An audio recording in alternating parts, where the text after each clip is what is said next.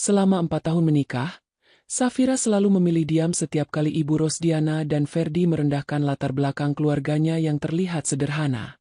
Puncaknya terjadi pada malam perjamuan keluarga besar yang digelar untuk membahas anggaran pesta pernikahan Ferdi dan Monica. Di hadapan para kerabat yang hadir, Ibu Rosdiana dengan senyuman penuh percaya diri mengumumkan bahwa Safira telah setuju menjual rumah peninggalan mendiang ibunya demi menutupi kekurangan biaya gedung sebesar 500 juta rupiah. Bukannya menangis atau tunduk, Safira memberikan jawaban yang membuat seluruh ruangan membeku. Sebelum ceritanya dimulai, untuk yang belum subscribe channel Sahabat Cerita Mami boleh dong di subscribe. Dan yang sudah jangan lupa absen di kolom komentar. Terima kasih. Aroma bumbu rendang yang mendidih di atas kompor memenuhi seluruh ruangan dapur yang pengap. Sudah hampir 5 jam Safira berdiri di depan meja potongan, mengupas 10 kilogram kentang, menyayat daging sapi, dan memastikan setiap hidangan untuk makan malam keluarga besar malam ini tersaji tepat waktu. Peluh menetes di dahi Safira, meresap ke kerah baju daster sisa pencucian minggu lalu. Di rumah megah bertingkat 2 seluas 400 meter persegi ini, tidak ada satupun asisten rumah tangga yang disewa. Semua pekerjaan fisik, mulai dari menyapu halaman, mengelap lantai marmer, hingga menyajikan 12 jenis masakan Nusantara, dibebankan sepenuhnya kepada Safira. Suara tawa terdengar dari arah ruang tamu yang berpendingin udara. Dari balik skat kaca dapur, Safira bisa melihat jelas bagaimana Ibu Rosdiana duduk santai di atas sofa kulit sambil mengipas-ngipaskan lembaran brosur paket pernikahan ke wajahnya. Di sebelahnya, Ferdi sedang merangkul Monica, kekasihnya yang tampil mengenakan gaun merah ketat lengkap dengan perhiasan kalung yang berkilau.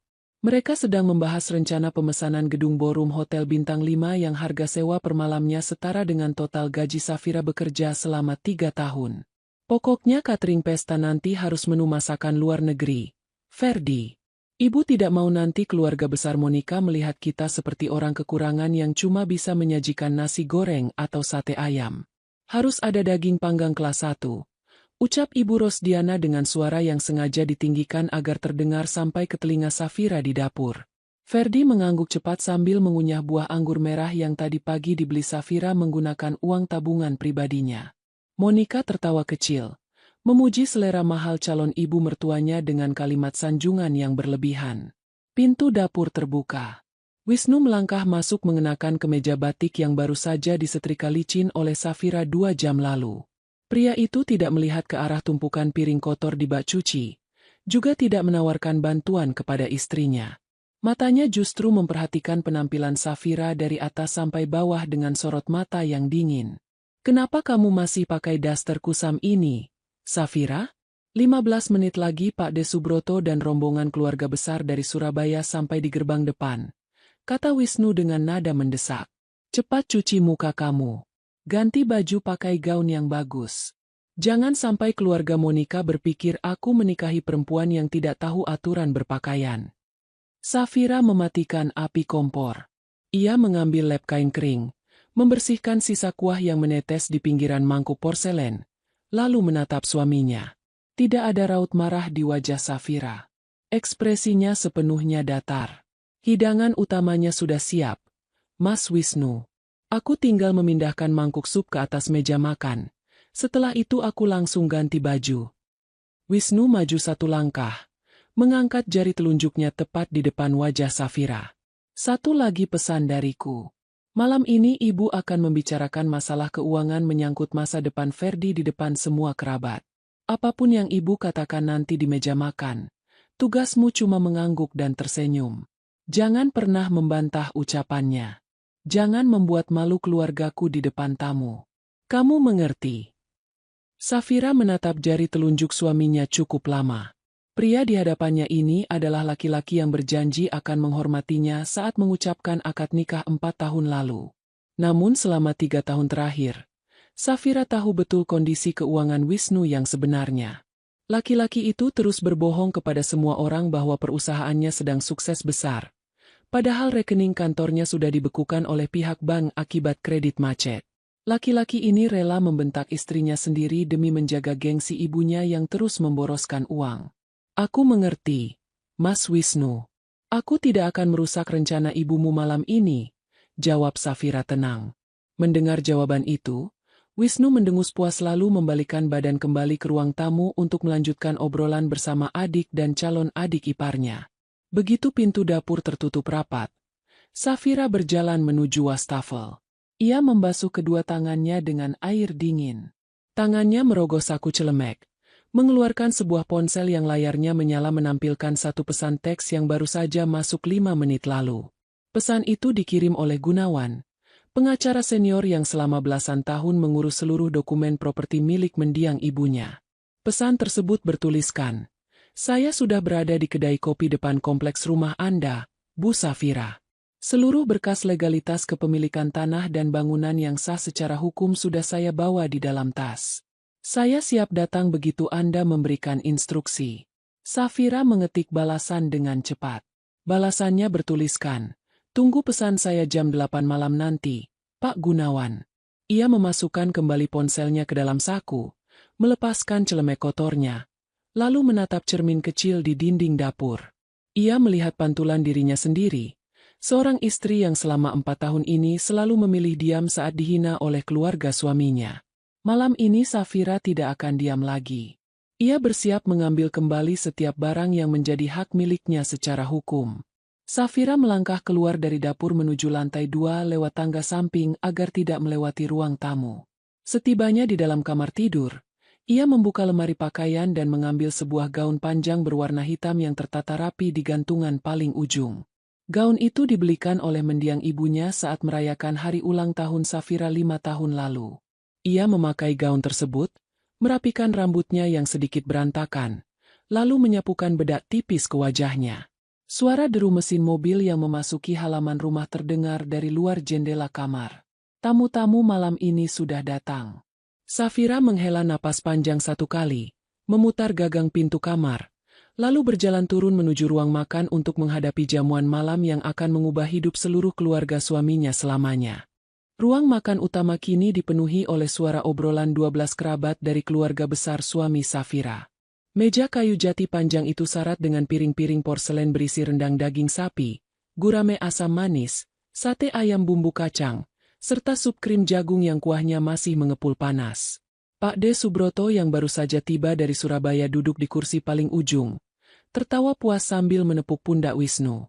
"Bisnis kerajinan ekspor milikmu benar-benar luar biasa, Wisnu," kata Pak D. Subroto sambil mengambil sepotong daging rendang. "Tidak banyak anak muda zaman sekarang yang bisa membeli rumah megah 2 lantai di kawasan elit ibu kota seperti ini. Kamu pasti sangat membanggakan mendiang ayahmu." Wisnu tersenyum lebar. Ia membenarkan letak kerah kemeja batiknya dengan bangga.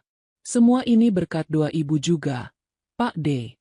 Pemasukan dari pengiriman barang ke Eropa bulan ini memang meningkat pesat. Saya hanya berusaha memberikan fasilitas tempat tinggal yang layak dan nyaman untuk ibu dan adik-adik." Safira berdiri 2 langkah di belakang kursi Ibu Rosdiana, memegang teko porselen berisi air es teh manis. Ia menuangkan minuman ke dalam gelas Pak D. Subroto dengan gerakan teliti. Mendengar kebohongan suaminya barusan, Safira sama sekali tidak menyela. Ia tahu betul tagihan listrik rumah ini bulan lalu hampir diputus oleh petugas, karena Wisnu tidak menaruh uang sepeser pun di rekening tagihan bulanan. Uang untuk membeli seluruh bahan makanan di atas meja ini murni diambil dari tabungan hasil sewa properti milik mendiang Ibu Safira.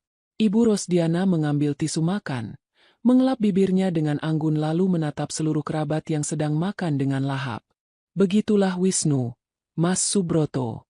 Dia selalu mendahulukan kebahagiaan ibu dan adiknya. Apalagi bulan depan Ferdi akan menikah dengan Monica. Tentu saja keluarga kami harus menggelar pesta yang sepadan dengan martabat keluarga besar kita. Monica yang duduk di sebelah Ferdi menundukkan kepala sedikit, berpura-pura malu meskipun raut wajahnya terlihat sangat bangga. Ia memamerkan cincin tunangan berlian di jari manisnya kepada Bude Sumatun yang duduk di depannya. Ferdi ikut menggeser kursinya lebih dekat ke meja makan. "Gedung resepsinya sudah kami pesan di Hotel Bintang 5 pusat kota, Pak D," ucap Ferdi dengan nada pamer. "Keluarga Monica mengundang banyak rekan bisnis penting dari luar negeri. Jadi konsep acara pernikahan kami nanti tidak boleh terlihat biasa saja. Harus megah dan berkelas." Jamuan makan malam berlangsung selama hampir 1 jam. Setelah seluruh hidangan utama mulai habis, Safira dengan sigap membersihkan piring-piring kotor dari atas meja, lalu menyajikan piring-piring kecil berisi potongan buah segar dan puding coklat sebagai hidangan penutup. Ia baru saja hendak melangkah kembali ke dapur untuk mengambil teko kopi panas ketika suara dentingan logam menghentikan langkahnya. Ibu Rosdiana sengaja memukulkan sendok kecil ke pinggiran gelas kaca miliknya sebanyak 3 kali. Suara dentingan itu membuat seluruh kerabat yang sedang mengobrol langsung menghentikan ucapan mereka dan menatap ke arah kepala meja. Suasana ruangan yang tadinya ramai oleh suara tawa seketika berubah menjadi sunyi. Ibu Rosdiana menaruh sendoknya kembali ke atas meja. Ia memasang senyuman paling lembut yang pernah dilihat Safira selama 4 tahun tinggal di rumah ini. Sorot mata wanita parubaya itu menyapu wajah semua kerabat satu persatu sebelum akhirnya berhenti tepat di wajah Safira yang masih berdiri di dekat pintu dapur. "Keluarga besar yang saya hormati," buka Ibu Rosdiana dengan suara tenang yang terukur. "Malam ini kita semua berkumpul bukan hanya untuk makan malam bersama, melainkan juga untuk menyaksikan bukti kerukunan keluarga kami. Seperti yang kalian tahu, biaya sewa gedung ballroom Hotel Bintang 5 untuk pernikahan Ferdi ternyata mengalami kenaikan anggaran. Kami membutuhkan dana tambahan sebesar 500 juta rupiah agar pelunasan gedung bisa dilakukan besok pagi." Pak De Subroto mengerutkan keningnya mendengar nominal tersebut. 500 juta rupiah? Itu uang yang sangat banyak. Rosdiana, apa kas perusahaan Wisnu tidak cukup untuk menutupi kekurangan itu? Sebelum Wisnu sempat menjawab, Ibu Rosdiana langsung mengangkat tangannya, mencegah suaminya bicara. Ia melangkah mendekati Safira, lalu meraih tangan kanan menantunya itu dan menggenggamnya erat di depan semua orang. Senyuman Ibu Rosdiana semakin lebar, namun genggaman tangannya terasa begitu keras hingga kuku-kukunya menekan kulit pergelangan tangan Safira. "Tentu saja kas perusahaan Wisnu sangat cukup, Mas Subroto," kata Ibu Rosdiana berbohong dengan lancar. Tetapi Safira ini adalah menantu yang sangat berbakti. Dia yang bersikeras ingin memberikan hadiah pernikahan istimewa untuk adik iparnya. Safira sudah menawarkan diri untuk memakai uang pribadinya demi kelancaran pesta Ferdi. Seluruh mata di ruangan itu kini tertuju kepada Safira. Beberapa kerabat mengangguk kagum, memuji kebaikan hati Safira yang terlihat begitu tulus. Wisnu menatap istrinya dari tempat duduknya dengan sorot mata mengancam, memberikan isyarat keras lewat gerakan alisnya agar Safira langsung menyetujui ucapan ibunya barusan. Ibu Rosdiana menepuk punggung tangan Safira dengan lembut, lalu menatap langsung ke dalam mata menantunya itu dengan senyuman penuh kemenangan. "Rumah peninggalan ibumu jadi dijualkan, Safira? Demi biaya pernikahan adik iparmu ini.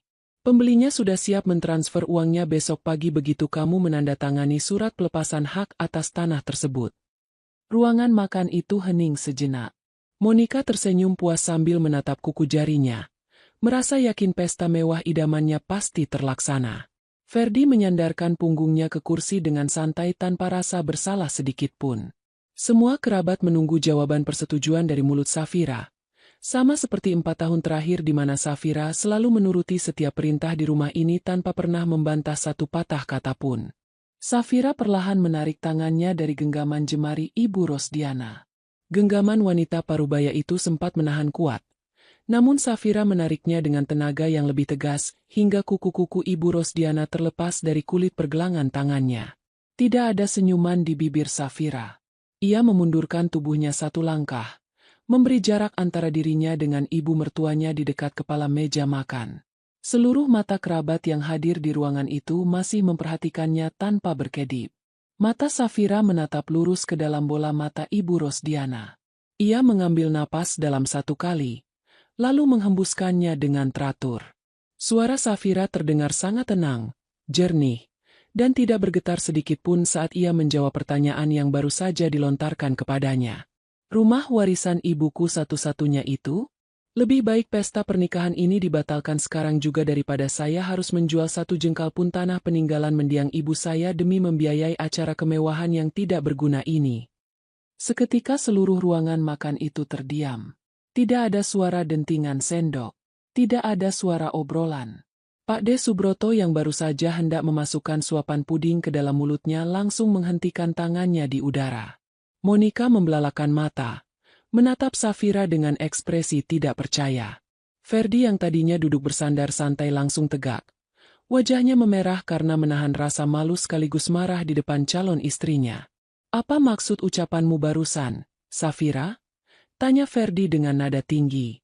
Ia berdiri dari kursinya sambil menunjuk wajah kakak iparnya itu. "Kamu mau merusak hari pernikahanku dengan Monica? Ibu sudah bicara baik-baik di depan semua keluarga besar. Kenapa kamu mendadak bersikap kurang ajar seperti ini?" Wisnu menggebrak meja makan dengan sangat keras menggunakan telapak tangan kanannya. Suara gebrakan itu membuat beberapa gelas porselen di atas meja bergetar dan tumpah. Wisnu berdiri dengan raut wajah yang menegang. Rahangnya mengeras menahan amarah. Ia melangkah cepat mendekati Safira, berdiri tepat di depan istrinya dengan sorot mata mengancam.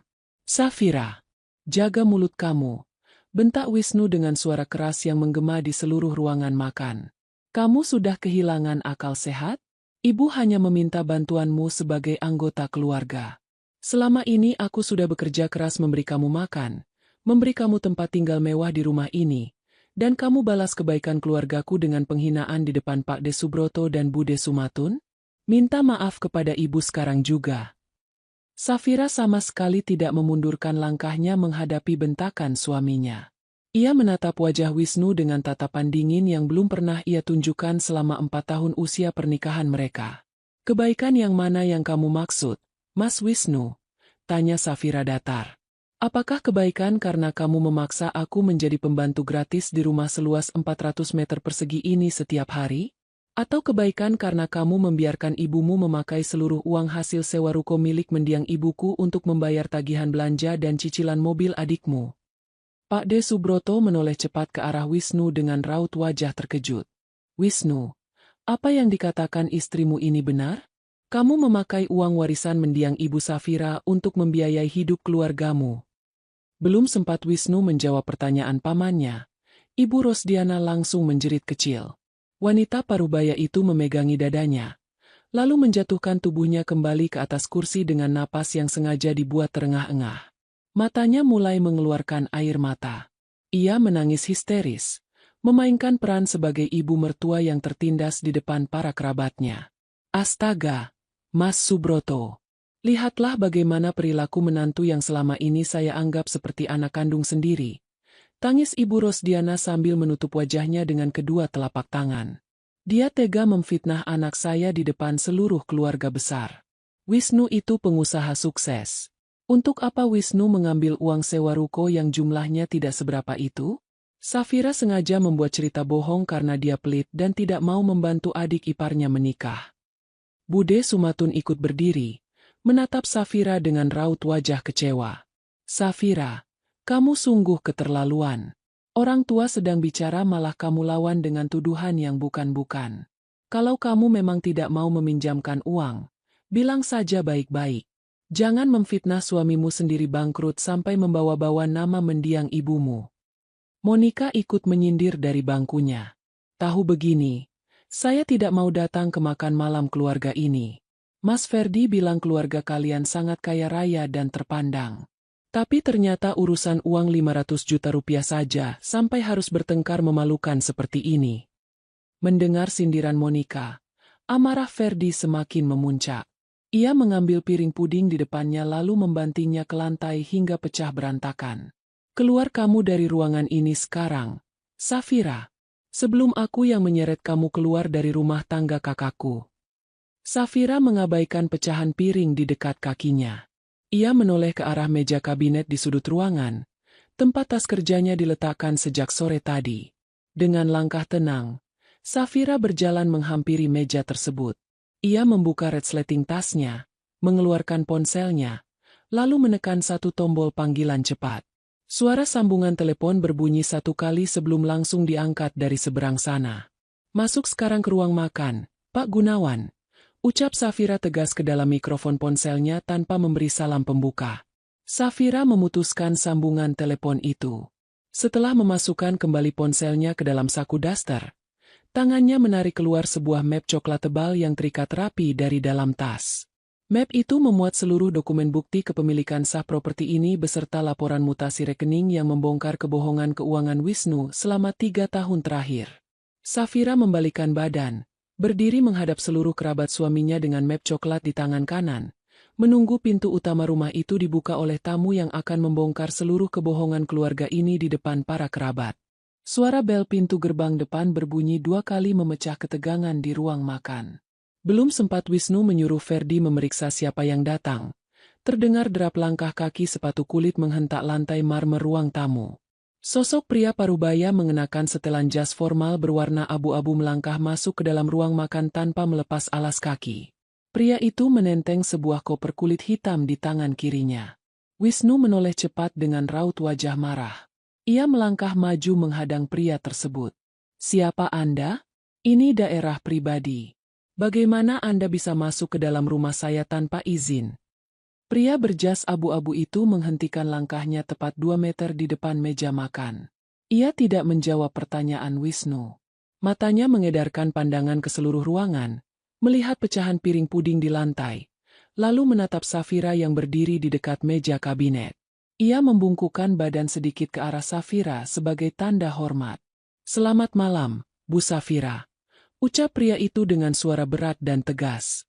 "Maaf, pintu pagar depan tidak dikunci, jadi saya langsung masuk sesuai perintah Anda barusan." Safira mengangguk pelan. "Terima kasih sudah datang tepat waktu, Pak Gunawan. Silakan buka koper Anda dan tunjukkan semua dokumen yang saya minta kepada mereka." Ibu Rosdiana bangkit dari kursinya. Wajahnya yang tadi basah oleh air mata kini berubah menjadi merah padam karena menahan amarah. "Safira, apa-apaan ini? Kamu membawa orang asing masuk ke jamuan makan malam keluarga besar kita? Kamu sengaja mau mempermalukan Wisnu di depan Pak De Subroto?"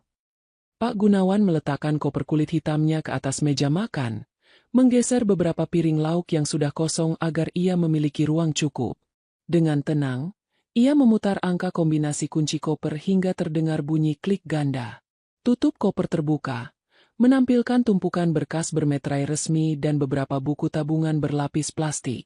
"Perkenalkan, nama saya Gunawan," kata pengacara itu sambil menatap wajah Ibu Rosdiana dan Wisnu secara bergantian. "Saya adalah pengacara pribadi sekaligus kuasa hukum resmi dari mendiang Ibu Sulastri, ibu kandung dari Bu Safira. Kedatangan saya malam ini adalah untuk meluruskan fakta hukum mengenai status kepemilikan properti tempat kita semua berdiri saat ini." Ferdi mendengus meremehkan. Ia menyilangkan kedua tangannya di depan dada. "Fakta hukum apa? Ini rumah kakak saya, Wisnu. Dia membeli tanah ini 4 tahun lalu pakai uang hasil ekspor kerajinan. Jangan mengarang cerita." Pak Gunawan mengambil sebuah buku hijau tebal berlambang Garuda Pancasila dari dalam koper. Ia mengangkat buku tersebut tinggi-tinggi agar seluruh kerabat yang duduk di meja makan bisa membaca tulisan di sampulnya. "Ini adalah sertifikat hak milik asli yang dikeluarkan oleh Badan Pertanahan Nasional," jelas Pak Gunawan dengan volume suara yang jernih. 4 tahun lalu, Pak Wisnu memang membeli rumah ini dengan fasilitas kredit perbankan. Namun 3 tahun lalu, perusahaan Pak Wisnu mengalami gagal bayar atau kredit macet selama 9 bulan berturut-turut. Pihak bank sudah menerbitkan surat penetapan lelang sita atas bangunan ini. Wisnu seketika mematung. Wajahnya yang tadi terlihat sangat garang mendadak pucat pasi. Keringat dingin mulai keluar dari pelipisnya. Ia membuka mulutnya hendak menyela, tetapi suaranya tertahan di tenggorokan. Pak De Subroto langsung berdiri dari kursinya. "Wisnu, apa maksud perkataan pengacara ini? Rumah ini pernah mau disita bank."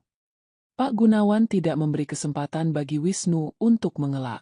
Ia mengambil selembar akta jual beli bermetrai dan menyerahkannya langsung ke atas meja tepat di depan Pak De Subroto. "Silakan Anda periksa sendiri tanggal dan tanda tangannya, Pak," lanjut Pak Gunawan. Untuk mencegah pelunasan paksa dan pengusiran oleh pihak bank pada saat itu, mendiang Ibu Sulastri mengambil alih seluruh sisa utang Pak Wisnu sebesar 3.200.000.000 rupiah. Mendiang melunasi tagihan tersebut secara tunai ke bank, dengan syarat mutlak hak kepemilikan tanah dan bangunan ini dialihkan sepenuhnya menjadi atas nama Ibu Sulastri melalui akta jual beli yang sah di hadapan pejabat pembuat akta tanah. Bude Sumatun ikut mencondongkan badannya, membaca lembaran kertas resmi yang dipegang oleh Pak De Subroto. Matanya membesar saat melihat tanda tangan Wisnu tertera jelas di atas meterai tempel dalam dokumen pelepasan hak tersebut. Astaga! Ucap Bude Sumatun tertahan. Jadi rumah mewah ini bukan milik Wisnu lagi. Tepat sekali, Bu. Jawab Pak Gunawan cepat. Berdasarkan surat wasiat mendiang Ibu Sulastri yang telah disahkan oleh Pengadilan Negeri 2 tahun lalu, seluruh aset properti milik mendiang, termasuk bangunan rumah 2 lantai seluas 400 meter persegi ini, diwariskan 100% kepada anak kandung satu-satunya, yaitu Bu Safira. Ruangan itu terasa semakin pengap dan dingin secara bersamaan. Ibu Rosdiana menggelengkan kepalanya cepat. Ia melangkah maju, memukul meja makan dengan kedua telapak tangannya. Bohong.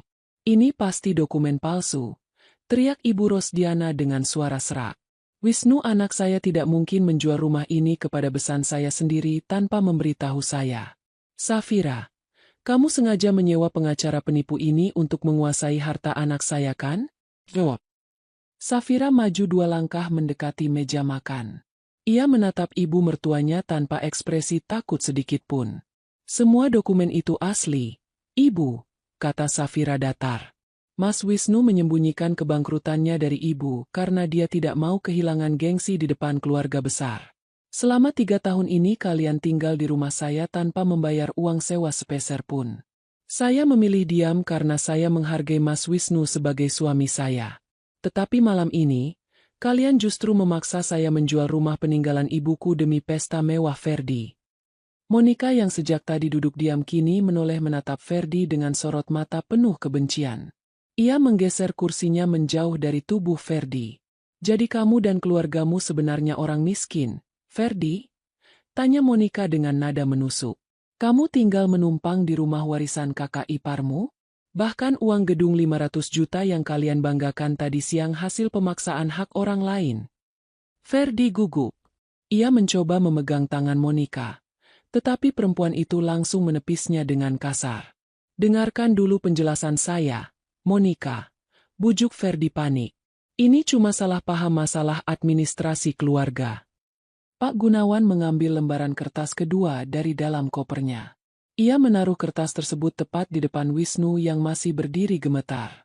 Ini bukan salah paham, Pak Ferdi, tegas Pak Gunawan. Selain bukti kepemilikan rumah, ini adalah bukti mutasi rekening yang menunjukkan penarikan dana ilegal dari rekening toko milik mendiang Ibu Sulastri yang dilakukan oleh Pak Wisnu selama 18 bulan terakhir. Total dana yang diambil tanpa izin mencapai 480 juta rupiah. Uang itulah yang digunakan untuk membayar uang muka gedung resepsi Anda siang tadi. Seluruh kerabat yang hadir di ruang makan itu langsung mengarahkan pandangan menghakimi kepada Wisnu dan Ibu Rosdiana. Topeng kemewahan dan kesuksesan yang selama 4 tahun ini dibanggakan oleh keluarga tersebut hancur berkeping-keping dalam waktu kurang dari 15 menit di atas meja makan mereka sendiri. Wisnu tidak dapat menahan rasa paniknya lagi.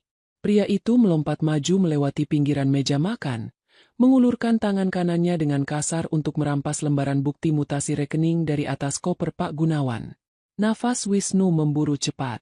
Mata merahnya menatap kertas-kertas bukti kejahatannya seolah ingin merobeknya sampai hancur saat itu juga. Pak Gunawan dengan sangat sigap menarik kopernya 6 inci ke belakang. Tangan kiri pengacara itu dengan tegas menahan dada Wisnu, mendorong tubuh pria yang sedang kehilangan kendali itu kembali ke posisi semula. Jangan coba-coba merusak barang bukti hukum di depan saya, Pak Wisnu.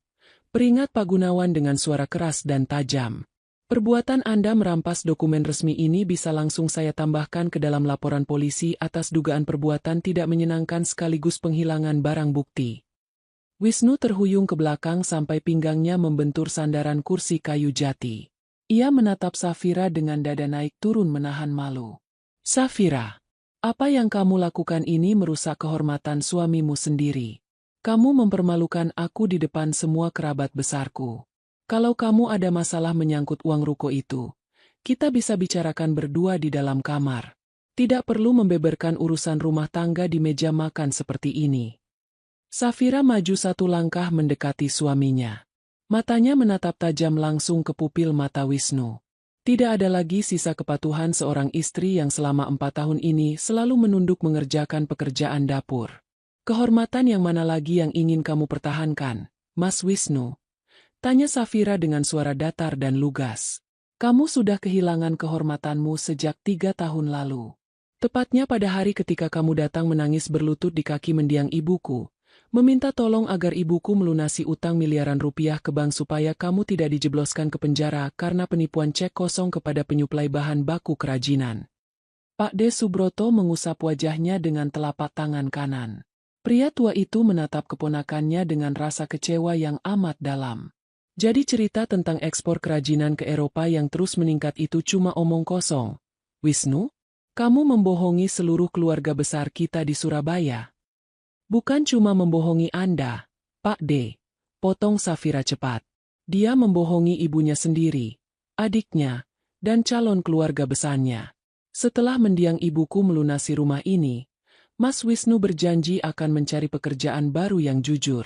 Tetapi apa yang dia lakukan? Dia justru memalsukan tanda tangan saya untuk mengalihkan uang pembayaran sewa 2 unit ruko milik mendiang ibuku di kawasan Pasar Grosir ke rekening pribadinya. Pak Gunawan membuka lembaran rekening koran di atas meja lebih lebar, lalu menunjuk salah satu kolom transaksi dengan ujung penanya. Silakan perhatikan angka transfer masuk rutin pada tanggal 5 setiap bulannya ini. Pak Wisnu secara sengaja mendatangi pihak penyewa ruko dan memberikan nomor rekening baru atas namanya sendiri dengan membawa surat kuasa palsu. Tindakan ini memenuhi unsur tindak pidana pemalsuan dokumen dengan ancaman hukuman penjara maksimal 6 tahun. Safira menunjuk wajah Wisnu dengan tegas. Uang sewa ruko sebesar 25 juta rupiah setiap bulan yang seharusnya masuk ke rekening saya, kamu ambil secara paksa. Uang itulah yang kamu berikan kepada Ibu Rosdiana setiap awal bulan untuk belanja tas dan baju mahal. Uang itu juga yang kamu pakai untuk membayar cicilan mobil baru Ferdi. Ibu Rosdiana menoleh patah-patah ke arah Wisnu. Wajah wanita paruh-baya itu terlihat sangat syok. Ia berdiri mematung, menatap anak sulung kebanggaannya dengan tatapan kosong seolah dunia di sekitarnya runtuh. Wisnu, panggil Ibu Rosdiana dengan suara bergetar keras. Apa yang dikatakan Safira ini benar? Uang belanja 15 juta yang kamu berikan kepada ibu setiap bulan itu bukan hasil keuntungan pabrik kerajinanmu. Wisnu mengepalkan kedua tangannya kuat-kuat. Ia menundukkan kepala, tidak berani menatap mata ibunya. Ibu selalu menuntut hidup mewah, jawab Wisnu dengan suara serak yang dipaksakan. Setiap kali aku pulang ke rumah, ibu selalu membandingkan hidup kita dengan tetangga di kompleks ini. Ibu minta dibelikan perhiasan baru. Ferdi merengek minta ganti mobil supaya bisa memamerkan kekayaannya kepada Monica. Kalau aku jujur perusahaan kita sudah bangkrut, kalian pasti terus mengeluh setiap hari dan merendahkan aku. Maka kamu menjadikan ibu sebagai penjahat di depan semua kerabat. Teriak Ibu Rosdiana histeris. Ia maju dan menampar lengan Wisnu dengan keras berulang kali. Kamu anak durhaka, Wisnu. Kamu membuat martabat ibu jatuh menginjak tanah. Ibu pikir kamu pengusaha sukses. Ibu sudah terlanjur membanggakan kekayaanmu kepada semua teman arisan dan keluarga besar Monica. Ferdi tidak mau kalah. Ia mendorong bahu kakaknya dengan kasar sampai Wisnu hampir terjatuh ke lantai. Kakak memang gila. Karena kebohongan kakak, sekarang reputasiku hancur di depan Monica. Kenapa kakak tidak bilang dari dulu kalau kita sudah miskin? Kalau kakak jujur, aku tidak akan memesan gedung hotel bintang 5 seharga 500 juta itu. Kamu yang tidak tahu diri, Ferdi. Balas Wisnu berteriak di depan wajah adiknya. Kamu sudah umur 27 tahun tapi kerjaanmu cuma pengangguran yang mengandalkan uang dariku.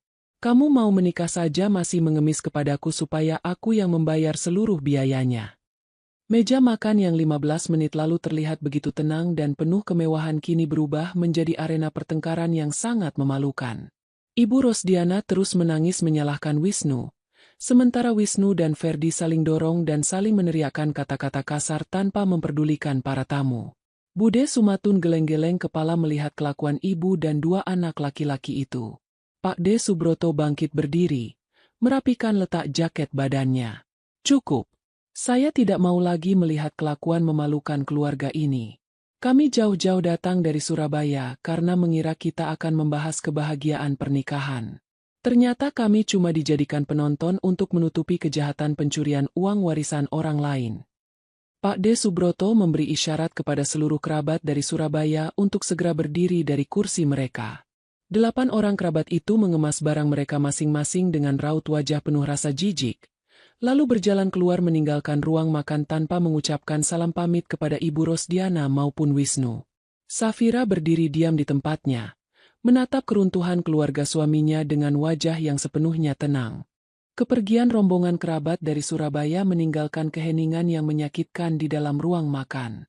Suara langkah kaki mereka yang menjauh mengukuhkan fakta bahwa kehormatan keluarga ini telah habis sehabis-habisnya. Di tengah suasana yang membeku itu, Monica berdiri perlahan dari kursinya. Gerakan perempuan bergaun merah itu menarik perhatian Ferdi yang masih berdiri dengan napas terengah-engah setelah bertengkar dengan kakaknya sendiri. Monica tidak menatap wajah Ferdi dengan tatapan manja seperti 3 jam yang lalu. Mata perempuan itu menyorot tajam, menyapu wajah Ferdi, Wisnu, dan Ibu Rosdiana dengan ekspresi penuh rasa muak. Tanpa ragu sedikitpun, Monica mengangkat tangan kirinya, lalu menarik paksa cincin tunangan berlian dari jari manisnya. Ia meletakkan cincin yang dulu dibanggakannya itu ke atas piring porselen kotor di depannya hingga menimbulkan suara dentingan logam yang keras. "Rencana pernikahan kita selesai sampai di sini, Ferdi," ucap Monica dengan suara dingin yang menusuk telinga. "Aku membatalkan semua kesepakatan keluarga kita malam ini juga." Ferdi terbelalak. Ia melangkah cepat menghampiri Monica, mencoba meraih kedua bahu perempuan itu. "Monica, dengarkan aku dulu. Jangan terpancing ucapan pengacara ini. Ini cuma masalah utang piutang biasa. Kakakku pasti bisa menyelesaikan semua ini secepatnya. Kita tetap menikah bulan depan sesuai rencana." Monica menepis kedua tangan Ferdi dengan sangat kasar sampai tubuh laki-laki itu terdorong ke belakang. Wajah Monica memerah karena menahan rasa malu yang amat besar. "Menikah pakai uang siapa, Ferdi?" tanyanya dengan suara tinggi. "Kamu mau membayar gedung hotel bintang 5 itu pakai daun?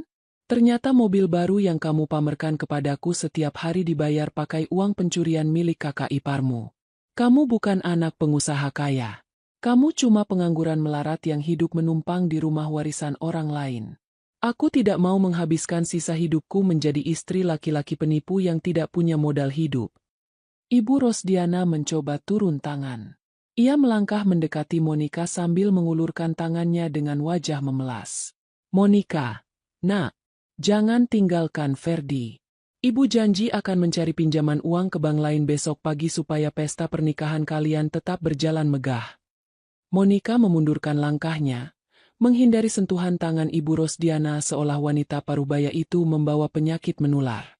"Simpan saja janji ibu itu untuk membayar utang-utang kalian di pengadilan.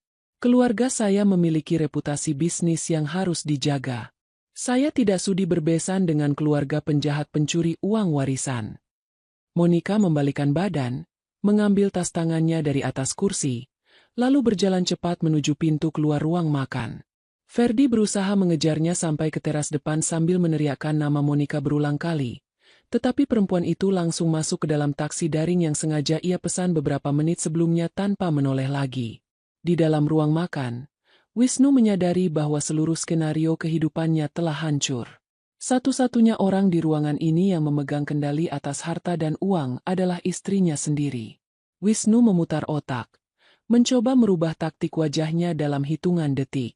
Pria itu memasang ekspresi sangat menyesal, melangkah mendekati Safira dengan tubuh membungkuk seolah sedang memohon ampun. "Safira," panggil Wisnu dengan suara lembut yang dipaksakan.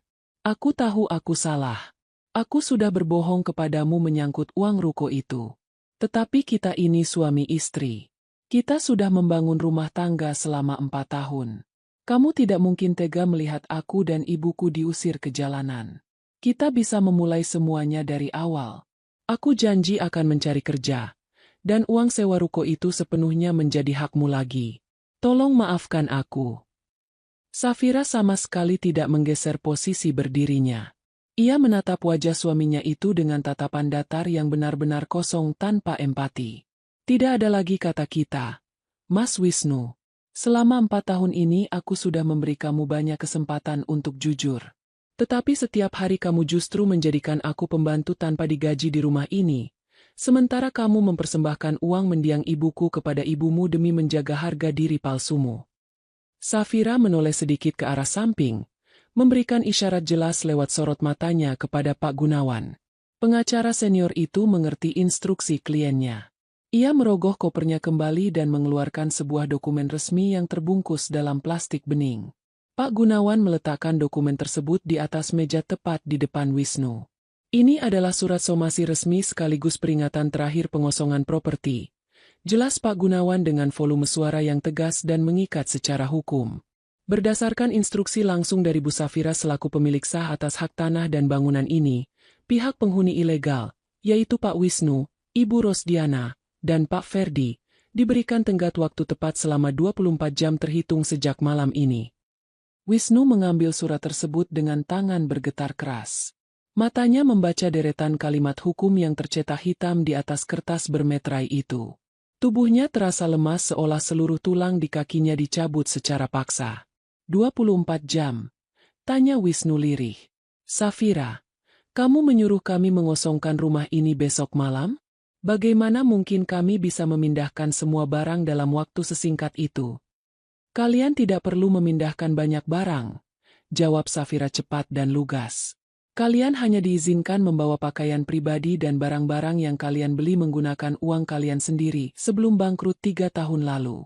Seluruh perabot rumah tangga, mulai dari kursi sofa, meja makan jati ini, lemari es, televisi, hingga seluruh perhiasan yang dibeli menggunakan uang hasil penggelapan sewa ruko, tetap ditinggal di dalam rumah ini sebagai jaminan ganti rugi atas kerugian finansial saya. Ibu Rosdiana menjerit keras mendengar keputusan tersebut.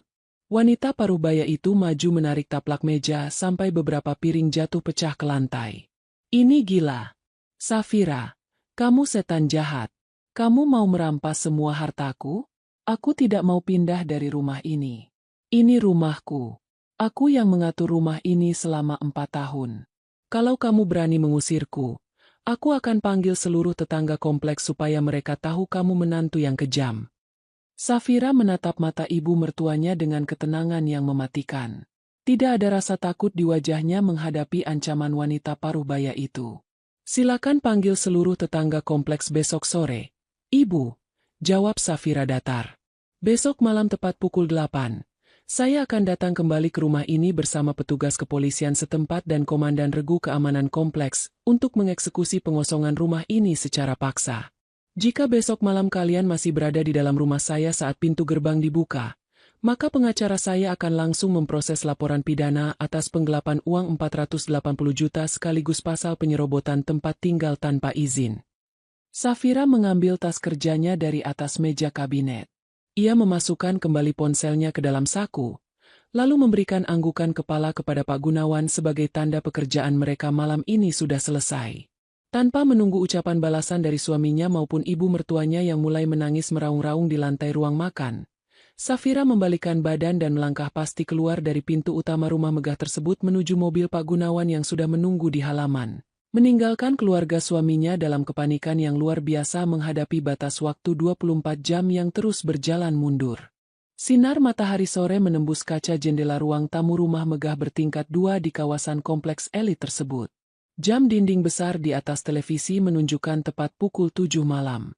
Sisa waktu pengosongan properti hanya tinggal 1 jam lagi. Di ruang tengah, kekacauan terlihat jelas di setiap sudut ruangan.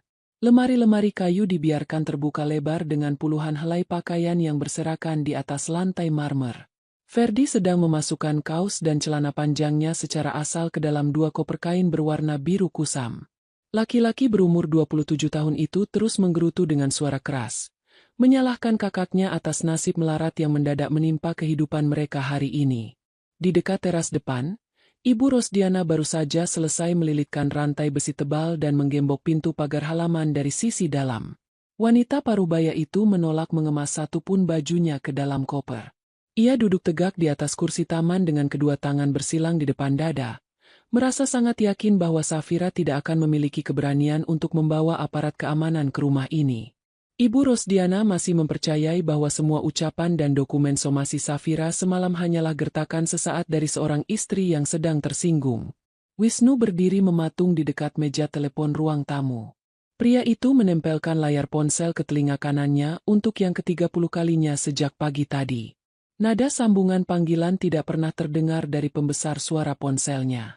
Nomor telepon pribadinya telah diblokir secara permanen oleh Safira.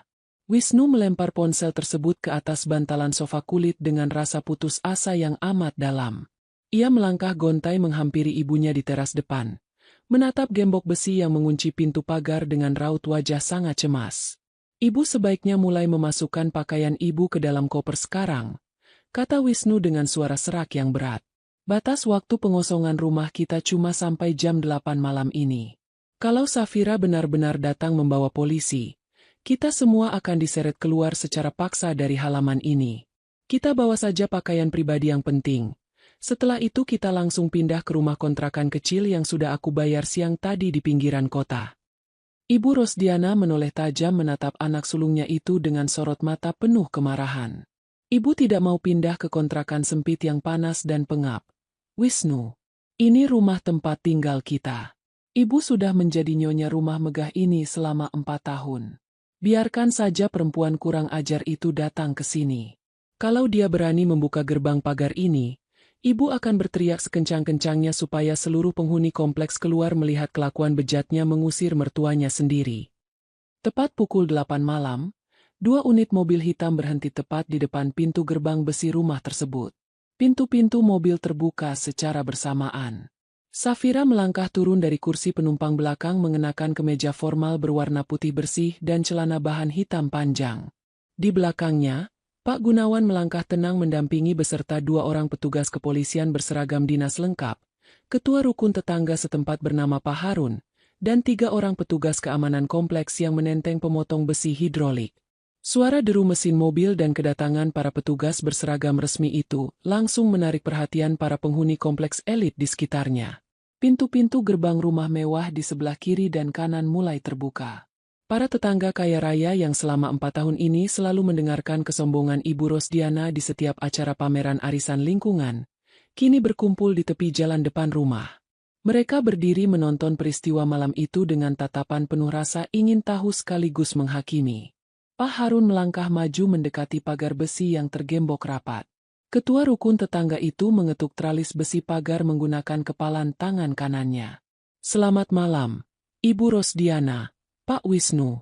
Saya datang mendampingi Bu Safira selaku pemilik sah atas tanah dan bangunan ini berdasarkan penetapan pengadilan negeri dan bukti dokumen sertifikat hak milik. Sesuai surat somasi resmi yang sudah kalian terima semalam, batas waktu pengosongan tempat tinggal sudah habis tepat malam ini. Silakan buka gembok pagar ini sekarang juga. Ibu Rosdiana langsung melompat berdiri dari kursi tamannya. Ia berlari kencang mendekati pagar besi, mencengkeram teralis pagar kuat-kuat sambil berteriak histeris menghadap ke arah jalan raya. Tolong, lihatlah kelakuan menantu durhaka ini, Pak Harun. Dia sengaja membawa polisi untuk merampas rumah anak saya. Safira ini perempuan jahat yang tidak memiliki hati nurani. Dia sengaja mau membunuh mertuanya sendiri di jalanan malam ini. Safira melangkah maju, berdiri tenang di samping Pak Harun. Wajahnya sepenuhnya datar, tidak terpengaruh oleh jeritan histeris mertuanya di depan puluhan pasang mata tetangga yang sedang menonton. Semua bukti legalitas kepemilikan sudah diperiksa oleh Pak Harun dan pihak kepolisian siang tadi. Ibu, kata Safira lugas dengan suara yang terdengar sangat jernih. Rumah ini resmi milik saya 100%. Mas Wisnu sudah memakai uang warisan mendiang ibuku tanpa izin selama 3 tahun terakhir. Jika ibu tidak membuka pintu pagar ini dalam waktu 1 menit, petugas keamanan kompleks akan memotong gemboknya secara paksa. Wisnu panik melihat 2 petugas polisi mulai mengeluarkan buku catatan laporan kejadian perkara. Ia berlari cepat menahan tubuh ibunya agar menjauh dari tralis pagar besi. Ibu, cukup. Jangan berteriak lagi. Semua tetangga kompleks melihat kita. Bu, kita sudah kalah secara hukum malam ini. Pak Gunawan memberikan isyarat mengangguk kepada Komandan Regu Keamanan Kompleks. Seorang petugas keamanan melangkah maju membawa pemotong baut hidrolik berukuran besar. Dalam hitungan 5 detik, gembok besi rantai yang dipasang Ibu Rosdiana patah terbelah 2 lalu jatuh ke atas lantai semen halaman. Pintu pagar gerbang besi digeser terbuka lebar. Petugas kepolisian dan aparat lingkungan melangkah masuk mengamankan seluruh area halaman depan rumah. Ferdi melangkah keluar dari pintu utama rumah sambil menyeret 2 koper bajunya dengan raut wajah sangat pucat dan ketakutan. Ia langsung berjalan cepat melewati pintu gerbang tanpa menoleh sedikit pun ke arah ibunya maupun kakaknya. Sementara itu, 2 orang petugas keamanan kompleks membantu menggotong 3 koper pakaian milik Wisnu keluar dari dalam rumah menuju trotoar jalan aspal. Ibu Rosdiana tidak memiliki pilihan lain lagi untuk bertahan. Wanita parubaya itu dipaksa berjalan keluar melewati pintu gerbang oleh seorang petugas keamanan perempuan yang mendampingi pihak kepolisian. Di luar gerbang, Ibu Rosdiana melihat tatapan sindiran tajam dari Ibu Pratiwi dan Ibu Hartono, 2 tetangga kaya yang dulu sering direndahkannya karena tidak memakai perhiasan impor. Kehormatan dan harga diri Ibu Rosdiana terkikis habis malam itu juga. Ia berjalan menyeret koper bajunya di atas aspal jalan kompleks dengan tubuh membungkuk menahan tangis kehinaan yang amat dalam, sementara Safira berdiri tegak di halaman rumah warisan mendiang ibunya, menyaksikan kepergian seluruh keluarga suaminya tersebut dengan ketenangan yang mutlak. Udara panas dan lembab terperangkap di dalam ruang tamu rumah kontrakan berukuran 4x6 meter di gang sempit pinggiran kota. Suara bising mesin sepeda motor yang melintas tepat di depan pintu papan kayu terus terdengar setiap 5 menit sekali. Di atas kasur busa tipis yang diletakkan langsung di atas lantai semen tanpa spray, Ibu Rosdiana duduk melipat kaki sambil mengusap bentol kemerahan akibat gigitan nyamuk di lengan kirinya. Keringat bercucuran membasahi kerah daster kusam yang dikenakannya sejak malam pengosongan properti 2 hari lalu. Kipas angin plastik kecil di sudut ruangan berputar menghasilkan suara mendengung keras tanpa memberikan rasa sejuk sedikit pun bagi penghuninya. Ferdi terbaring malas di sebelah ibunya sambil memainkan ponselnya yang sudah kehabisan kuota internet. Tidak ada lagi sisa kemewahan yang bisa dibanggakan oleh pemuda berumur 27 tahun tersebut. Seluruh koleksi pakaian mahalnya tertinggal di lemari rumah lama. Di pojok ruangan, Wisnu sedang duduk di atas kursi plastik merah menghadapi sebuah meja lipat kecil. Di atas meja itu berserakan beberapa lembar kertas fotokopi kartu tanda penduduk dan buku nikah miliknya. Wajah Wisnu terlihat sangat kusut. Rahangnya mengeras menahan amarah setiap kali mengingat bagaimana Safira mempermalukan seluruh keluarganya di depan puluhan kerabat dan tetangga kompleks 2 malam lalu. Wisnu, sampai kapan kita harus tinggal di tempat pengap seperti kandang ayam ini? Keluh Ibu Rosdiana dengan suara serak. Badan ibu sakit semua tidur di lantai keras ini. Semalam ibu hampir digigit tikus besar dari arah kamar mandi. Kamu harus lakukan sesuatu sekarang. Kamu itu kepala keluarga. Jangan mau kalah begitu saja dari perempuan pelit seperti Safira. Kita harus ambil lagi rumah mewah itu. Wisnu meletakkan pulpennya dengan kasar ke atas permukaan meja lipat. Pria itu menoleh menatap ibunya dengan tatapan tajam yang penuh rasa dendam. Aku sedang menyusun rencana hukum balasan, Ibu. Siang tadi aku sudah bertemu dengan Pak Darmawan, pengacara yang berkantor di dekat pengadilan agama. Aku melayangkan gugatan cerai resmi terhadap Safira hari ini juga. Dalam berkas gugatan itu, pengacaraku memasukkan tuntutan pembagian harta bersama atau harta gonogini atas rumah mewah 2 lantai tersebut. Ferdi langsung bangun dari posisi baringnya, menatap kakaknya dengan raut antusias. Harta gonogini? Apa kita bisa menang di pengadilan, Kak? Pengacara Safira kemarin menunjukkan bukti sertifikat rumah itu sudah berpindah nama menjadi atas nama mendiang Ibu Safira. Secara administrasi awal 4 tahun lalu, rumah itu dibeli atas namaku menggunakan fasilitas kredit perbankan dalam masa ikatan pernikahan, jelas Wisnu dengan nada yakin yang licik. Meskipun mendiang ibunya yang melunasi sisa tagihannya ke bank, transaksi pelunasan tersebut terjadi saat aku dan Safira sudah sah menjadi suami istri. Pengacaraku memastikan kita memiliki celah hukum untuk menuntut hak setengah harga dari nilai jual properti itu. Nilai rumah tersebut sekarang mencapai 4 miliar rupiah. Kalau pengadilan mengabulkan gugatan harta bersama ini, kita akan mendapatkan bagian uang tunai sebesar 2 miliar rupiah. Uang itu sangat cukup untuk kita membeli rumah baru dan membalas penghinaan Safira.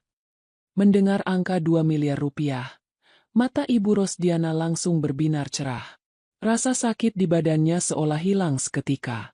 Wanita parubaya itu tersenyum lebar menatap anak sulungnya. Tepat sekali, Wisnu. Kamu memang laki-laki yang cerdas. Biarkan saja Safira merasa menang sekarang. Begitu hakim memutuskan rumah itu harus dibagi dua, ibu mau kamu minta pengadilan menyita rumah tersebut supaya Safira merasakan bagaimana rasanya diusir ke jalanan. Sementara ibu dan kakaknya sibuk membahas bayangan uang 2 miliar rupiah dari hasil gugatan pengadilan, Ferdi diam-diam berdiri dan memakai jaket pudar miliknya. Dompet Ferdi saat ini sepenuhnya kosong. Ia bahkan tidak memiliki uang 12.000 rupiah untuk membeli sebungkus rokok di warung depan gang. Tanpa meminta izin kepada Wisnu, Ferdi melangkah keluar dari kontrakan, berjalan kaki sejauh 2 kilometer menuju halte bus perkotaan. Ia berniat mendatangi gedung perkantoran tempat Safira bekerja di pusat bisnis ibu kota. 1 jam kemudian, Ferdi tiba di lobi gedung perkantoran bertingkat 25 yang megah berlapis kaca. Lantai marmer lobi itu mengkilap memantulkan cahaya lampu kristal. Ferdi melangkah masuk dengan perasaan minder melihat para karyawan yang berlalu lalang mengenakan setelan jas dan pakaian kerja mahal. Meja resepsionis dijaga oleh 2 petugas keamanan berseragam safari gelap dan seorang resepsionis perempuan. Ferdi berjalan mendekati meja resepsionis. "Selamat siang. Saya ingin bertemu dengan Safira, manajer keuangan di lantai 12. Saya adik iparnya," kata Ferdi mencoba memasang wajah percaya diri. Resepsionis perempuan itu memeriksa layar komputernya sejenak, lalu menatap penampilan Ferdi yang kusam. "Apakah Bapak sudah membuat janji temu sebelumnya dengan Ibu Safira?" Aturan gedung ini melarang tamu naik ke area kantor tanpa persetujuan langsung dari pihak yang bersangkutan. Belum sempat Ferdi berdebat dengan petugas resepsionis, suara dentingan pintu lift terbuka dari arah lorong kanan. Safira melangkah keluar dari dalam lift bersama 2 orang staf akunting. Ia mengenakan setelan jas kerja formal berwarna abu-abu gelap dengan dokumen laporan di tangan kiri. Melihat sosok Safira, Ferdi langsung berteriak memanggil namanya dan berlari menerobos pembatas antrian lobi. "Kak Safira, tunggu sebentar," panggil Ferdi sambil menghadang langkah kakak iparnya itu di tengah lobi gedung. 2 petugas keamanan langsung dengan sigap melangkah maju menahan kedua lengan Ferdi sebelum laki-laki itu sempat menyentuh pakaian Safira. Safira menghentikan langkahnya. Ia menatap Ferdi dengan sorot mata datar yang sangat dingin. Sama persis seperti tatapan matanya saat malam pengosongan rumah. "Untuk apa kamu datang ke tempat kerja saya, Ferdi? Hubungan kekeluargaan kita sudah selesai 2 hari lalu." "Kak, tolong aku," bujuk Ferdi dengan suara memelas sambil berusaha melepaskan diri dari pegangan satpam. "Monica memblokir nomorku. Aku tidak punya uang sama sekali. Kakak tahu Wisnu sekarang miskin dan tidak bisa memberi aku uang saku lagi. Tolong pinjami aku uang 12 juta rupiah saja untuk modal aku mencari tempat tinggal baru. Aku janji akan mengembalikannya kalau aku sudah kerja nanti." Safira tidak menunjukkan raut kasihan sedikit pun. Ia memandang laki-laki berumur 27 tahun di depannya ini sebagai benalu yang selama bertahun-tahun ikut menikmati uang hasil sewa ruko ibunya tanpa pernah tahu rasa terima kasih. "Kamu sudah dewasa, Ferdi. Carilah pekerjaan menggunakan tenaga kamu sendiri, bukan datang mengemis ke kantor orang lain," jawab Safira tegas dengan volume suara yang terdengar jelas oleh beberapa karyawan di lobi. Safira menoleh menatap komandan regu keamanan gedung. "Pak Satpam, laki-laki ini bukan keluarga saya. Dia pengganggu yang mencoba memeras saya. Tolong bawa dia keluar dari gedung ini sekarang juga dan masukkan namanya ke dalam daftar hitam larangan masuk permanen." Kedua petugas keamanan langsung menarik paksa tubuh Ferdi menyeretnya menuju pintu kaca putar lobi. Ferdi meronta keras sambil meneriakkan makian kasar kepada Safira, tetapi suaranya mereda begitu ia dilemparkan keluar ke trotoar jalan yang panas. Safira merapikan letak map laporannya, lalu kembali melangkah tenang menuju area parkir mobil eksekutif, meninggalkan Ferdi yang duduk tersungkur di atas aspal dengan wajah penuh rasa kehinaan di bawah terik matahari siang. Ruang sidang utama pengadilan agama siang itu terasa sangat dingin berbanding terbalik dengan udara panas di luar gedung. Di barisan kursi penggugat, Wisnu duduk mengenakan kemeja batik lengan panjang berwarna coklat yang kelihatan sedikit kebesaran di badannya yang mulai kurus akibat stres selama 2 minggu terakhir. Di sebelah kanannya, Pak Darmawan selaku kuasa hukumnya sedang membuka tumpukan berkas perkara dengan senyuman percaya diri. Tepat di kursi penonton barisan paling depan di balik pembatas kayu, Ibu Rosdiana duduk tegak sambil memegang kipas lipat plastik. Sorot mata wanita parubaya itu terus mengarah kepada Safira dengan rasa benci dan dendam yang meluap-luap. Di sisi seberang meja hijau, Safira duduk dengan posisi punggung tegak sempurna. Ia memakai setelan blazer hitam formal berpadu celana panjang senada yang membuat penampilannya terlihat sangat berwibawa. Wajahnya sama sekali tidak menunjukkan ketegangan sedikit pun. Di sebelahnya, Pak Gunawan merapikan beberapa map plastik di atas meja kerja pengacara dengan ketenangan khas seorang praktisi hukum senior yang sudah menangani ratusan sengketa harta benda di pengadilan. Hakim ketua yang duduk di tengah majelis mengetuk palu kayu satu kali untuk membuka agenda persidangan pembuktian sengketa harta bersama. Silakan pihak kuasa hukum penggugat menyampaikan bukti-bukti tertulis terkait tuntutan pembagian harta Gonogini atas objek sengketa berupa tanah dan bangunan rumah 2 lantai di kawasan kompleks elit tersebut. Perintah hakim ketua dengan suara berat yang menggema di seluruh ruangan. Pak Darmawan langsung berdiri merapikan kerah jasnya. Ia berjalan menghampiri meja majelis hakim sambil membawa sebuah map merah tebal berisi puluhan lembar kertas fotokopi yang sudah dilegalir. Majelis hakim yang terhormat, buka Pak Darmawan dengan suara lantang dan penuh keyakinan. Kami menyertakan bukti tertulis berupa akta perjanjian kredit perbankan awal serta resi pembayaran pajak bumi dan bangunan selama 3 tahun terakhir atas nama klien kami, Saudara Wisnu. Berdasarkan hukum positif yang berlaku di negara ini, setiap aset properti yang diperoleh atau dibeli dalam masa ikatan perkawinan sah, secara otomatis dikategorikan sebagai harta bersama. Rumah sengketa ini dibeli pada tahun kedua pernikahan klien kami dengan pihak tergugat. Oleh karena itu, klien kami menuntut hak mutlak sebesar 50% dari total nilai jual objek sengketa, yaitu uang tunai sebesar 2 miliar rupiah. Wisnu menoleh ke arah Safira sambil menarik sudut bibirnya, memberikan senyuman meremehkan seolah kemenangan sudah berada di dalam genggamannya. Di kursi penonton, Ibu Rosdiana mengangguk-angguk bangga mendengarkan penjelasan pengacara yang disewa anaknya itu.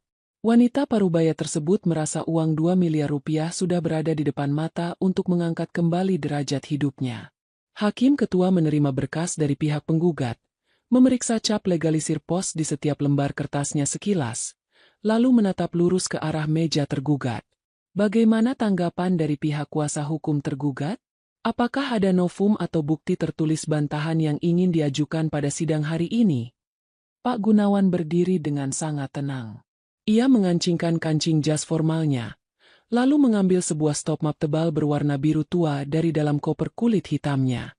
Ia melangkah maju ke depan meja majelis hakim tanpa terburu-buru sedikit pun. Kami tidak membantah tanggal pembelian awal properti tersebut maupun nama yang tertera pada resi pajak, Yang Mulia, kata Pak Gunawan lugas. Ucapan pembuka itu membuat Pak Darmawan langsung tersenyum lebar, karena merasa argumen hukumnya barusan diakui oleh pihak lawan. Namun Pak Gunawan belum selesai bicara. Ia membuka stop map biru itu dan mengeluarkan sebuah akta otentik bertanda tangan pejabat pembuat akta tanah dan seorang notaris publik senior di ibu kota. Yang kami bantah secara tegas adalah status rumah tersebut sebagai harta bersama. Lanjut Pak Gunawan dengan volume suara yang naik 1 tingkat lebih tegas dan mengikat.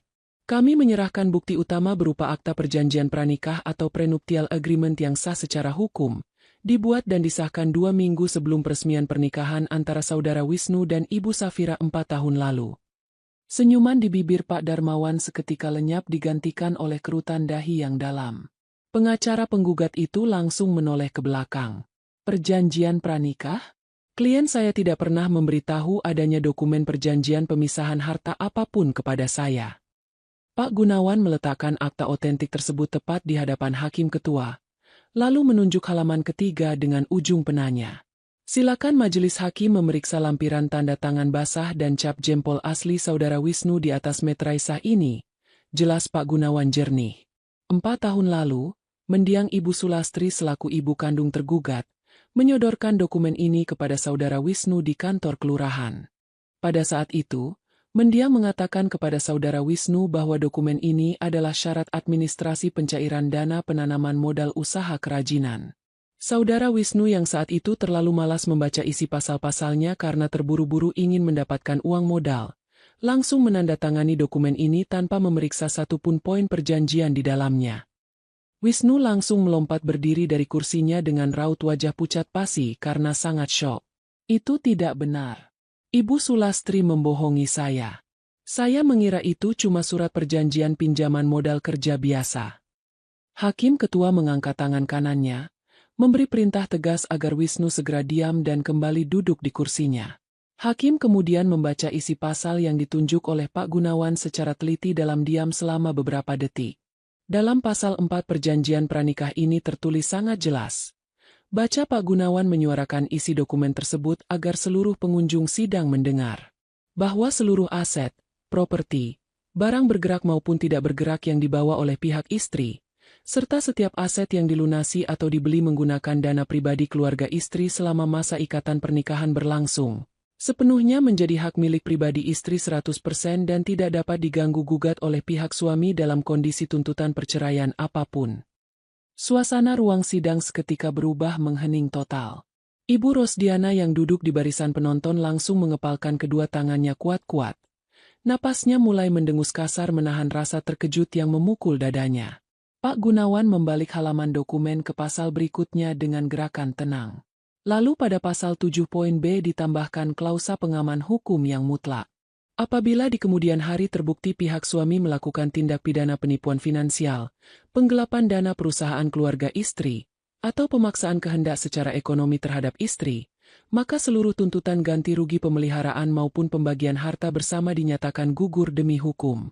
Suami wajib angkat kaki dari ikatan pernikahan tanpa membawa uang 1 rupiah pun dari aset peninggalan keluarga istri. Pak Darmawan panik luar biasa. Pengacara Wisnu itu berusaha menyela keputusan majelis dengan suara yang terdengar sangat gugup. Interupsi. Yang mulia. Dokumen itu ditandatangani di bawah asas ketidaktahuan. Ini merupakan bentuk penjebakan hukum yang disengaja terhadap klien kami. Hakim Ketua menatap Pak Darmawan dengan sorot mata tajam yang sangat dingin. Kuasa hukum penggugat. Anda adalah seorang praktisi hukum. Anda tentu tahu bahwa tanda tangan seseorang berumur dewasa di atas akta notaris otentik memiliki kekuatan pembuktian hukum yang sempurna. Alasan tidak membaca isi dokumen sebelum menandatangani bukanlah alasan pembenar yang sah di mata pengadilan. Apakah pihak penggugat memiliki bukti forensik untuk membuktikan tanda tangan di dalam akta ini palsu? Pak Darmawan terdiam membeku. Ia menoleh ke arah Wisnu dengan raut wajah sangat marah, karena merasa dijebak dan dipermalukan oleh kliennya sendiri yang menyembunyikan fakta vital sejak awal konsultasi perkara. Pak Darmawan perlahan memundurkan langkahnya kembali ke kursi lalu duduk mengempaskan badan tanpa mampu mengeluarkan satupun argumen balasan lagi. Wisnu mencengkeram tepi meja penggugat sampai buku-buku jarinya memutih pasi. Matanya menatap Safira dengan dada naik turun menahan kehancuran hidup yang sempurna. Di seberang meja hijau sana, Safira menatap suaminya itu dengan sorot mata datar, tenang, dan tajam tanpa sisa rasa kasihan. Kartu rahasia yang disiapkan mendiang ibunya 4 tahun lalu telah bekerja dengan sangat akurat hari ini, mengunci rapat seluruh pintu keserakahan keluarga laki-laki itu selamanya. Suara ketukan palu kayu Hakim Ketua menggema 3 kali memecah kesenyapan ruang sidang utama Pengadilan Agama siang itu. Putusan akhir telah dibacakan secara utuh dan mengikat. Majelis Hakim secara resmi mengabulkan gugatan perceraian yang melesat di antara kedua belah pihak, sekaligus menolak seluruh tuntutan pembagian harta bersama atau gonogini yang diajukan oleh pihak penggugat. Hakim menyatakan bahwa akta perjanjian pranikah yang disodorkan mendiang Ibu Sulastri 4 tahun lalu sah secara hukum positif dan tidak memiliki cacat administrasi sedikitpun.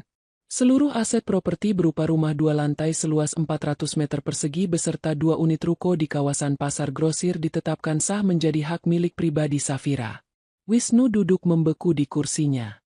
Tubuhnya terasa hampa seolah seluruh saraf di badannya mati rasa. Di sebelah kanannya, Pak Darmawan langsung membereskan seluruh berkas perkaranya ke dalam tas kerja dengan raut wajah sangat kesal. Pengacara itu bahkan tidak memberikan jabat tangan perpisahan kepada Wisnu. Pak Darmawan merasa reputasinya dirugikan karena membela klien yang terbukti melakukan penggelapan dana keluarga istri sendiri. Tanpa mengucapkan satu kata pun, Pak Darmawan melangkah cepat meninggalkan ruangan sidang. Di bangku penonton, Ibu Rosdiana menangis meraung-raung sambil memukul pembatas kayu. Wanita parubaya itu meratapi lenyapnya bayangan uang 2 miliar rupiah yang selama 2 minggu ini menjadi satu-satunya harapan untuk memulihkan kehormatan hidupnya. Safira berdiri tenang merapikan kancing blazernya. Ia mengambil tas kerjanya dari atas meja lalu melangkah keluar bersama Gunawan. Saat melewati pintu lorong gedung pengadilan, Wisnu berlari kecil mengejarnya dan langsung bersimpuh berlutut tepat di depan sepatu hak tinggi Safira. Pria itu menangis sesenggukan. Mengangkat kedua tangannya memohon rasa kasihan di depan puluhan pengunjung pengadilan yang sedang berlalu lalang. Ia mengemis agar Safira mengizinkannya kembali menjadi suami atau setidaknya memberikan sedikit uang pesangon agar ia dan ibunya tidak mati kelaparan di kontrakan pinggiran kota. Safira menghentikan langkahnya sejenak. Ia menatap laki-laki yang pernah dinikahinya itu dengan sorot mata datar yang benar-benar kosong. Tanpa mengucapkan satu patah kata balasan, Safira memutar tubuhnya mengitari tubuh Wisnu yang bersimpuh di lantai, lalu melangkah terus menuju mobil eksekutif yang sudah menunggu di halaman depan. 1 bulan kemudian, realitas hidup yang sangat keras menghantam keluarga laki-laki tersebut tanpa ampun. Di bawah terik matahari siang yang membakar kulit raya kota, Wisnu tampak mengenakan jaket seragam hijau kusam bertuliskan nama sebuah perusahaan ekspedisi pengiriman barang paket cepat. Kemeja batiknya yang dulu selalu dibanggakan di setiap jamuan makan malam keluarga telah lama dijual ke pasar Rembengan demi membeli beras. Wisnu memikul sebuah kardus seberat 30 kg di atas bahunya sambil berlari menaiki 4 anak tangga rumah seorang pelanggan. Peluh bercucuran membasahi seluruh wajahnya yang kini tampak kusam, kurus, dan dipenuhi penyesalan mendalam setiap kali ia mengingat kehidupan mewahnya yang dulu disiapkan secara gratis oleh mantan istrinya. Di sebuah kontrakan kumuh berlantai semen di pinggiran rel kereta api, Ibu Rosdiana duduk melamun di atas bangku plastik patah depan teras papan. Wanita parubaya itu mengenakan daster pudar yang bagian ketiaknya sudah robek dijahit benang kasar. Kulit wajahnya yang dulu selalu dirawat menggunakan uang pencurian sewa ruko kini tampak mengisut kering dan kusam. Di sebelahnya, Ferdi terus menggerutu sambil melempar kulit kacang ke halaman tanah yang becek. Laki-laki berumur 27 tahun itu tidak henti-hentinya menyalahkan ibunya atas pembatalan pernikahannya dengan Monica. Ferdi mengoceh dengan nada tinggi, mengatai ibunya perempuan serakah yang merusak masa depan anak-anaknya sendiri demi gengsi sesaat di depan kerabat Surabaya. Ibu Rosdiana hanya bisa menundukkan kepala dalam diam sambil meneteskan air mata hangat, menyadari bahwa kebencian anak bungsu kebanggaannya ini adalah hukuman setimpal atas kesombongannya selama 4 tahun terakhir. Di sisi lain kota yang cerah dan bersih, Safira memarkirkan mobil sedannya di halaman rumah megah 2 lantai miliknya. Seluruh bagian dinding rumah tersebut baru saja selesai dicat ulang dengan warna krem lembut yang hangat. Tidak ada lagi sisa barang atau kenangan memalukan dari mantan suaminya di dalam bangunan ini. Safira melangkah menaiki teras depan dengan langkah kaki yang ringan. Ia merogoh saku celana kerjanya, mengeluarkan anak kunci kuningan, lalu memasukkannya ke dalam lubang kunci pintu kayu jati utama hingga terdengar bunyi putaran logam yang mulus. Pintu rumah terbuka lebar menyambutnya dengan aroma pengharum ruangan bunga melati yang menyegarkan. Safira melangkah masuk melewati ruang tamu yang kini tertata rapi sesuai seleranya sendiri. Ia berjalan terus menuju area balkon lantai 2 yang menghadap langsung ke arah taman kompleks. Di atas meja balkon, terletak sebuah ponsel yang layarnya menyala menampilkan laporan keuangan bulanan dari Gunawan. Laporan itu menunjukkan angka transfer masuk rutin dari hasil penyewaan 2 unit ruko milik mendiang ibunya yang kini sepenuhnya aman di dalam rekening pribadi Safira. Safira berdiri menyandarkan kedua tangannya ke pinggiran besi balkon. Ia mendongakkan kepalanya menatap langit sore berwarna jingga keemasan, lalu menghirup udara segar dalam-dalam dan menghembuskannya perlahan. Tidak ada lagi beban rasa takut.